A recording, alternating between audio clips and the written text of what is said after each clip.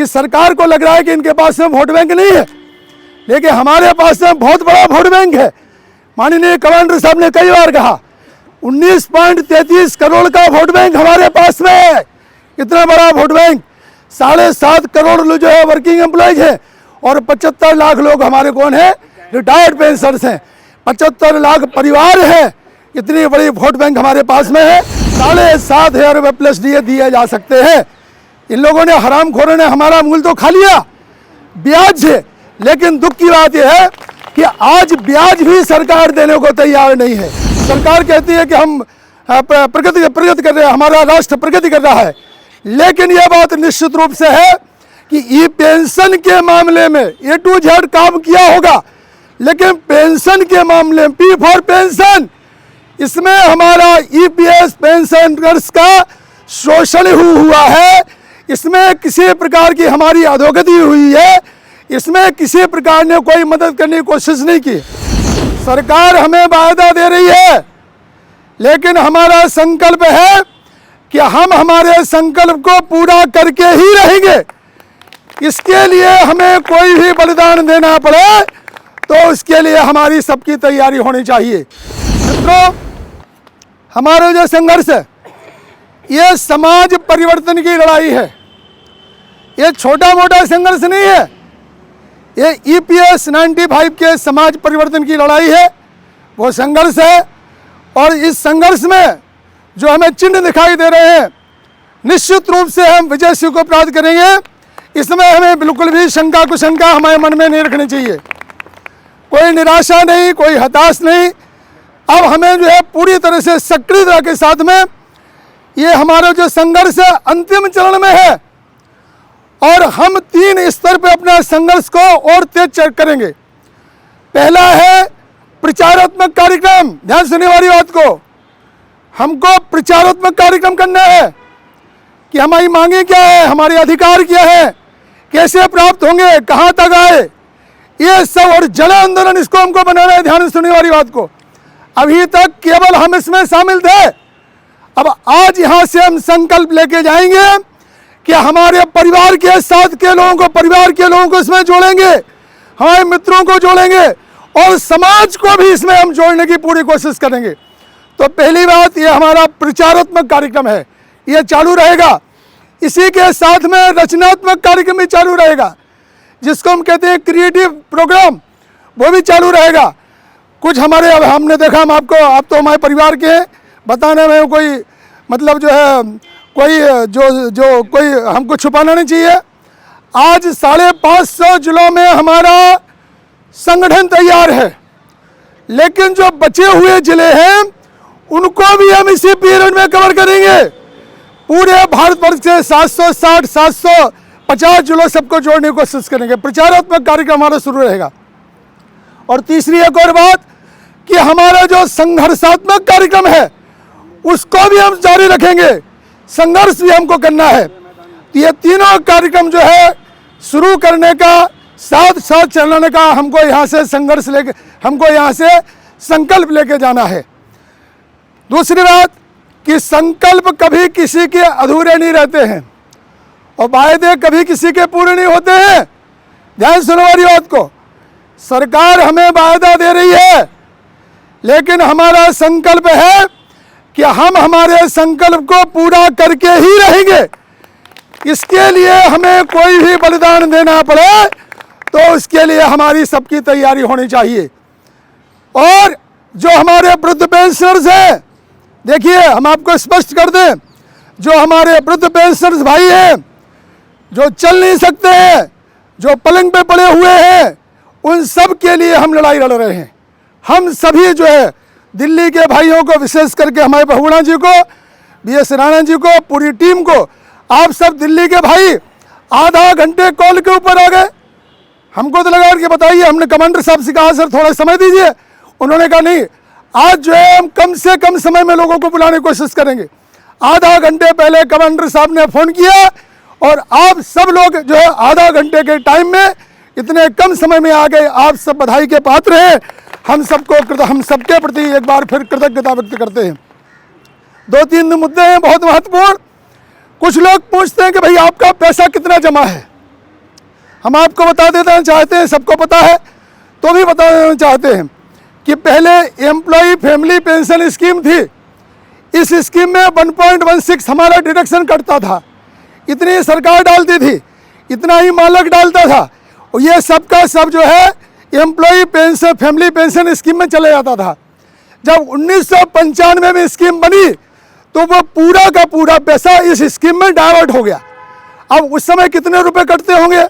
अगर 35 रुपये भी उस समय कटे होंगे तो इसका अगर सोने के भाव से मूल्यांकन किया जाए तो कितना होना चाहिए?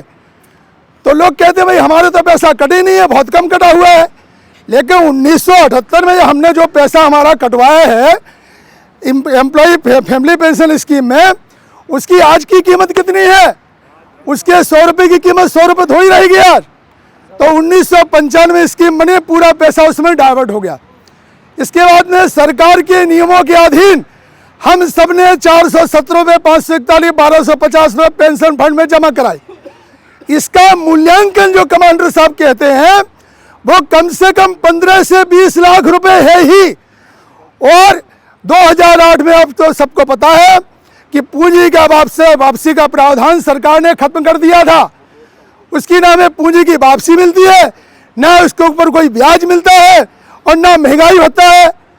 अब इतना जो है सरकार कहती है कि हम प्रगति कर रहे हैं, हमारा राष्ट्र प्रगति कर रहा है, लेकिन यह बात निश्चित रूप से है कि ई पेंशन के मामले में A to Z काम किया होगा, लेकिन पेंशन के मामले में P फॉर पेंशन, इसमें हमारा EPS पेंशनर्स का शोषण हुआ है। इसमें किसी प्रकार की हमारी अधोगति हुई है, इसमें किसी प्रकार ने कोई मदद करने की कोशिश नहीं की। माननीय प्रधानमंत्री जी ने करुणा के भाव से 1000 रुपये हमारी पेंशन कर दी, लोग बहुत खुश हुए। लेकिन जो मुनीम जी बैठा हुआ EPFO, उसने तुरंत कैंची चला दी। और कैंची क्या चलाई कि जो 12 महीने के एवरेज पे हमें पेंशन मिलती थी उसको 60 महीने का एवरेज कर दिया। तो हमारी पेंशन 30 से 40% कम हो गई। तो हमको क्या फ़ायदा मिला भाई? और आज भी करीब 36 से 37 लाख लोगों को 1000 रुपये पेंशन मिल नहीं रही है। जो हमने अनुभव किया, जो हमने देखा कि EPFO, हम आपको वास्तविक बात बताना चाहते हैं, EPFO मोदी सरकार की प्रशंसक नहीं है। मोदी सरकार जी से अच्छे काम नहीं करवाना चाहती है वो। यही चाहे आप जो है सुप्रीम कोर्ट का डिसीजन का देख लीजिए। सुप्रीम कोर्ट का पहले इस स्कीम में प्रावधान था कि उच्च पेंशन सबको दी जाएगी, जो अगर उच्च हायर एक्चुअल सैलरी के ऊपर अगर अपना डिडक्शन कराए तो उसको एक्चुअल उच्च पेंशन मिलेगी। लेकिन जो है पेंशन नहीं दी जा रही थी, लोग बेचारे कोर्ट में जाते रहे और लोग जीतते रहे, EPFO उनको पेंशन देता रहा। 4/10/2016 का जजमेंट आया, उन्होंने कहा कि सबको देना चाहिए। देखिए ध्यान सुनने वाली बात को, एक बहुत महत्वपूर्ण मुद्दा है। और मुझे याद है कि 23/5/2017 को श्रम मंत्री जी ने संसद में कहा था कि सुप्रीम कोर्ट के निर्णय के हिसाब से अनुसार हम उच्च पेंशन आपको सबको देंगे। 23/3/2017 को सर्कुलर निकला, लेकिन ध्यान सुनिए, इसके बाद में सर्कुलर एक बड़े अधिकारी ने निकाला EPFO के, लेकिन एक नालायक अधिकारी ने, असंवेदनशील अधिकारी ने, उसने क्या किया, 31/5/2017 की इंटीरियम एडवाइजरी निकाल दी और उसके ऊपर रोक लगा दी। और रोक लगाने के बाद में फिर ये मामला उलझ गया, फिर बेचारे फिर कोर्ट में चले गए, लोग कोर्ट में फिर चले गए। लेकिन जो भाई हमारे कोर्ट में गए थे उनके पास में उतने अच्छे वकील नहीं थे, और EPFO ने, लेबर मिनिस्ट्री ने वहाँ बहुत लंबी लाइन बड़े बड़े वकीलों की खड़ी कर दी। और तर्क और तथ्य और प्रमाण के अनुसार हमारे जो भाई थे उनके वकील तर्क करने में कहीं कुछ कम गिर गए। और 4/11/2022 का फिर जो है जजमेंट आया, उसमें कुछ चीज़ें कही गई, लेकिन जो उसमें हमारे ऊपर फिर अन्याय हुआ है, 4/10/2016 के जजमेंट के अनुसार ही निर्णय होना चाहिए था, लेकिन अब EPFO उसका मिस इंटरप्रिटेशन कर रहा है। इसलिए जो है वो मामला भी अधर में लटका हुआ है। हायर पेंशन अभी तक किसी को नहीं मिली है, ये बड़े दुख की बात है। तो वो भी हमारे लिए मुद्दा है कि 7.5 ईयर प्लस DA हमको मिलना चाहिए। 7,500 क्यों मिलना चाहिए? क्योंकि हमारे पास में माननीय कमांडर साहब के पास में जो हमारी फाइनेंस की लीगल टीम है, उन्होंने सिद्ध कर दिया है कि ये जो ब्याज है, जो भारत सरकार को ईपीएफओ को ब्याज मिलता है, उस ब्याज से ही 7,500 रुपये प्लस दिए जा सकते हैं। इन लोगों ने, हरामखोरों ने हमारा मूल तो खा लिया ब्याज से, लेकिन दुख की बात यह है कि आज ब्याज भी सरकार देने को तैयार नहीं है। तो सबसे महत्वपूर्ण बात कि हमको 7,500 प्लस दिए और सुप्रीम कोर्ट के जजमेंट के अनुसार उसका मिस इंटरप्रिटेशन ना किया जाए, उस जजमेंट की सही व्याख्या की जाए और हमारे जो भाई चाहते हैं उनको हायर पेंशन दे दी जाए। इसके बाद में एक और बहुत महत्वपूर्ण बात है, अगर ईपीएफओ को लगता है, ईपीएफओ ने क्या किया, एक भूत बना दिया कि हायर पेंशन में बहुत पैसा चला जाएगा। वास्तविकता ये है कि कमांडर साहब की डिमांड है, हम आप लोगों को बता दें स्पष्ट कि 7,500 प्लस डी अगर मिनिमम पेंशन दी जाती है, उसके साथ में उच्च पेंशन का जो ऑप्शन है सबके लिए खुला किया जाता है, तो 7,500 प्लस डीए, इसमें लोग जो है अपना समाधान मानेंगे। हायर पेंशन के लिए अप्लाई करने वालों की संख्या बहुत कम रहेगी। और हायर पेंशन के बारे में एक और है, माननीय कमांडर साहब चाहते हैं कि उस रकम की बुक एडजस्टमेंट कर दी जाए जो हमको सरकार को भरना है, और सरकार जो हमको एरियर्स देगी उसकी बुक एडजस्टमेंट की जाए, लेकिन ईपीएफओ वही भी मानने को लिए तैयार नहीं है। इसलिए मित्रों, हमारा संघर्ष ईपीएफओ से है, जिसके पास में हमारा पैसा जमा है। हमारा संघर्ष, ध्यान सुनिए हमारी बात को, हमारा संघर्ष उन नक्सलाइट अधिकारियों से है कि जो मोदी सरकार को प्रसिद्ध नहीं होने दे रहे हैं, वो बीच में टांग आड़ के बैठे लगा के बैठे हुए हैं, उनके विरोध में है। और साथ में उन सांसद महोदयों की से भी है कि जो हमारी बात नहीं उठा रहे हैं, जो मौन बैठे हुए हैं, कुछ बोलने को तैयार नहीं है, उनके लिए तो हम संदेश देने वाले हैं। क्या देने वाले कि मोदी जी से बैर नहीं और सांसद जी आपकी खैर नहीं, ये नारा जो है यहाँ से हम लेके जाएंगे। क्यों? क्योंकि मोदी जी बार बार कह रहे हैं। मुझे याद है माननीय कमांडर साहब के साथ में हम पहली बार गए थे, तो उन्होंने स्पष्ट कहा था कि हेमा जी आपने बहुत अच्छा काम किया है, आप इन वृद्ध लोगों को मेरे पास लेके आई हैं और मैं आपका प्रधान सेवक हूँ, आपका काम जरूर करूँगा। बाद में फिर दोबारा मोदी जी ने फिर बुलाया, तो सवाल ये है कि अगर मोदी जी को हमारा काम नहीं करना होता था तो हमें बुलाते भी नहीं थे, हमें क्यों बुलाते थे? लेकिन जब 2 बार बुलाया हुआ है, इसका मतलब हमारा काम जरूर होगा। अब रहा सवाल ये कि क्यों नहीं हो रहा है, उसमें 2-3 चीज़ें हम आपको स्पष्ट कर दें, बहुत महत्वपूर्ण चीज़ें हैं। पहली बात, मुझे ऐसा लग रहा है कि सरकार को लग रहा है कि इनके पास में वोट बैंक नहीं है, लेकिन हमारे पास में बहुत बड़ा वोट बैंक है। माननीय कमांडर साहब ने कई बार कहा 19.33 करोड़ का वोट बैंक हमारे पास में है। इतना बड़ा वोट बैंक, 7.5 करोड़ जो है वर्किंग एम्प्लॉयज हैं और 75 लाख लोग हमारे कौन है, रिटायर्ड पेंशनर्स हैं, 75 लाख परिवार हैं। इतनी बड़ी वोट बैंक हमारे पास में है। आप बिल्कुल चिंता मत कीजिए, हम सही दिशा की ओर जा रहे हैं।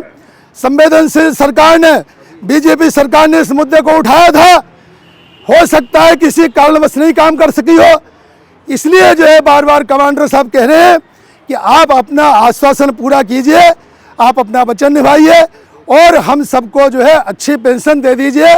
हमारी मांगों को मेडिकल सुविधा सहित तुरंत हमारी मांग को पूरा कर दीजिए। इसलिए हमने एक प्रोग्राम बनाया है, वो प्रोग्राम के ऊपर हम चलेंगे। हमारा संघर्षात्मक प्रोग्राम, उसका संकल्प यहीं से शुरू होता है और इसीलिए माननीय कमांडर साहब यहाँ आप लोगों के बीच में आए हैं, क्योंकि दिल्ली तो हमारा आधार है, दिल्ली तो हमारा दिल है। आप बिल्कुल भी, हमारे सभी पर्याय खुले हैं। लोग कहते हैं कि भाई आप लोग राजकीय क्षेत्र में जाएंगे क्या? अरे हम तो राजा बनाने वाले लोग हैं, हमें राजा नहीं बनना है, लेकिन राजा बनाने वालों की फौज हमारे पास में है, जो आपको राजा बनाएगी, जो आपको गद्दी में बैठाएगी। और हमारे पास में बड़े पत्थर भी हैं। अगर आपकी गाड़ी, हम चाहेंगे अगर आप हमारे साथ में काम नहीं करेंगे तो आपकी गाड़ी जो है वो बड़ा पत्थर लगा के आपको गाड़ी को हम रोक भी सकने की ताकत हमारे पास में है। हम कोई बड़प्पन की बात नहीं कर रहे हैं, अहंकार की बात नहीं है, ये वास्तविकता है। और हमारे पास में बहुत ताकत भी है कि हम अपना अस्तित्व खत्म कर देंगे। किसी की गाड़ी अगर जो है कहीं फंसी हुई है तो उसके टायर के नीचे हम लग जाएंगे और एक आधार बना देंगे, हम अपना अस्तित्व खत्म करके गाड़ी की आपको निकाल देंगे। लेकिन जो है इस बात को सरकार ध्यान से सुने। आप हमें सब जो है हमारे टीवी चैनल के जो भाई हैं, जो हमारी बेटियां हैं, हम आप सबको बहुत बहुत आशीर्वाद देते हैं और आपको बताते हैं इसी भूमि से आने वाले समय में आप सबका भविष्य, जो वृद्धों की बात कर रहे हैं, उनका सबका भविष्य उज्जवल है। आप सबकी मनोकामनाएं पूरी होंगी और आप खूब आगे बढ़ेंगे और देश की सेवा भी करेंगे। ऐसा बताते हैं कि जो व्यक्ति किसी को मेहंदी रचाता है, उसके हाथ जो है अपने आप मेहंदी से रच जाते हैं। आप तो सेवा करते रहिए और आपके हाथ अपने आप रचते रहेंगे, आगे बढ़ते रहेंगे। इतनी बात कहते हुए हम अपनी वाणी को विराम देते हैं।